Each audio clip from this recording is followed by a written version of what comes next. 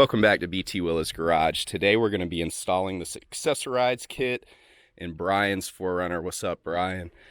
Alright, so the kit actually does now come with the trim tool that you're going to need to remove the kick panel, the door sill, and the dash itself. We've got our kit as far as all of our wires where we're going to piggyback into the ignition. And the OBD2, we've got our main computer unit here that has been safety inspected. And we're going to go ahead and get started, guys. Welcome to the channel. Step one is to remove your floor mat. Put it to the side in a safe place. Next step is to remove the door sill. So you're going to take your plastic trim tool, carefully go underneath and lift up. And then use your hands to work out the rest of the clips. Just like so.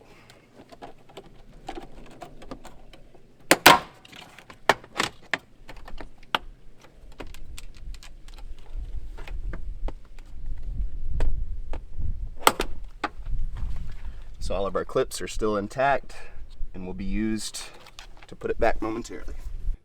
After you take your floor mats out, you're going to locate this little plastic nut here to the left of the foot pedal, and it is threaded, so you're going to twist it to the left just a little bit and pull it out. So we use needle nose pliers, grab the inside, twist it to the left. Every now and then you have to just use bare, raw force to get it out. Next, you're going to remove this trim piece by just pulling it toward the inside of the truck. This is what that looks like coming out. And these are the clips that you're pulling out right here. So I've got Brian holding the camera, and you're going to put your key into position 2 so that you can freely move the steering wheel. There is 2 screws here on the steering wheel that we're going to take off. So here on the steering wheel, we're actually going to separate the plastic. So find a way to get inside that plastic and pull it down. See that there where it's separating? And you're just going to release that down just like that. Now if you pinch both sides together, the right side should release and we can just take this out. I should take the key out. Just like that. Next, what we're going to do is actually pull on our dash right here to release these 2 clips, and just be careful because your power as well as your windshield defroster is plugged in currently. You're just going to carefully pull that out. Alright guys, so behind the dash, what we're going to do in a second is use a roll of tape to keep this back, but there are 2 electrical connections. The way that you remove those is just by using your thumb on the left, push that and pull it back.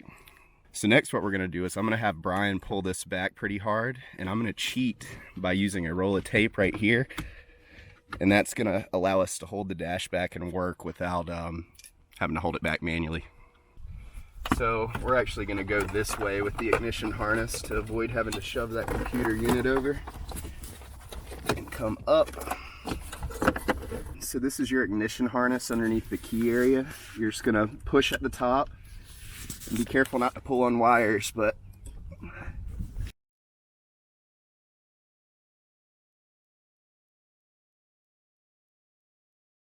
alright guys, so now that we have that out, what we're actually going to do is piggyback on the system. So this side is going to replace our ignition harness, just like so. Make sure you push it until it clicks in, and we're going to piggyback the system right here. Boom. And whenever we wire this in, we're going to have to tuck it so that our plastic trim piece covers it up perfectly. So for reference, we're right to the left of the roll of tape. What you're going to do is find your PCM plug, which is here. It's the middle one. You're going to use your thumb on the left, and we're actually going to piggyback on the PCM as well. I know it's tough to get this angle, but you can imagine what I'm doing. I'm just plugging in right there in that second area, and I'm piggybacking with the original wire into the harness. Just like that. See what's going on there?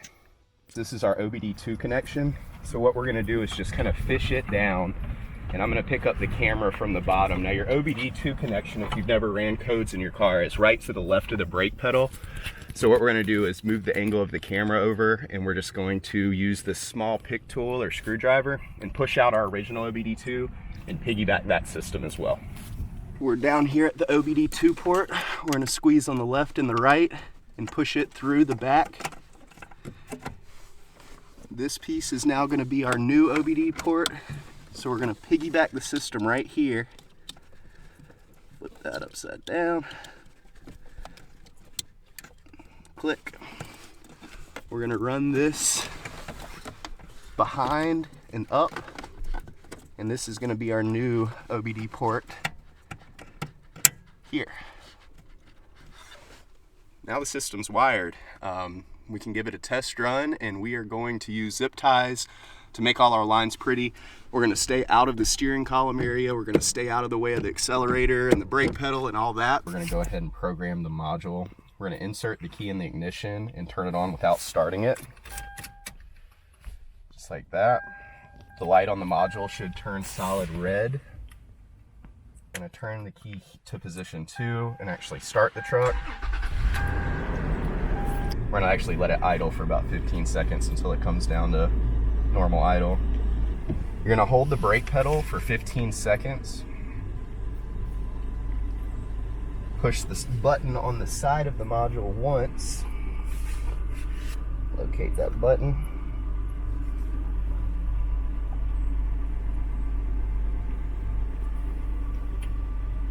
See it flashing green and going out? I don't know if you can see that, but that just happened. We're gonna release the brake, and we're gonna turn the truck off. We're gonna press this 1, 2, 3.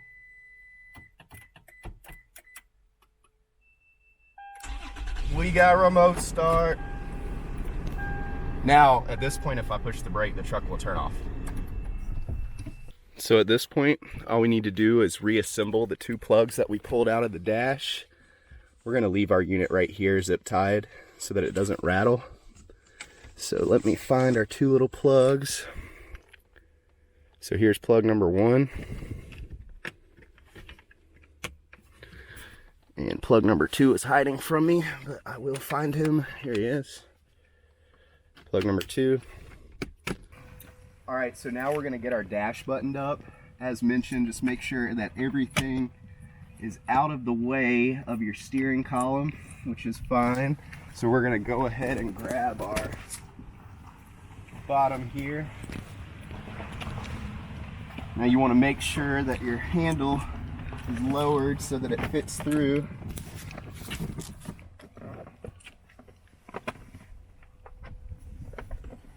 So we just put the screw back on the left, and I'm just hand threading this right screw in. Just be aware you want to make sure your key,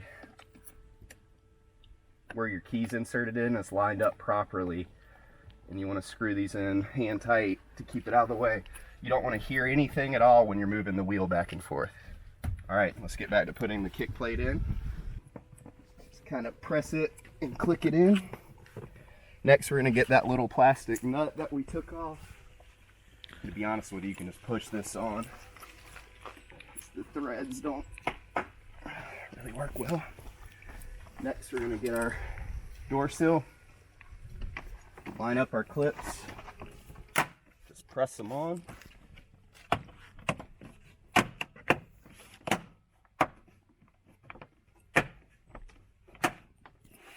Just like that. Last step is our floor mat.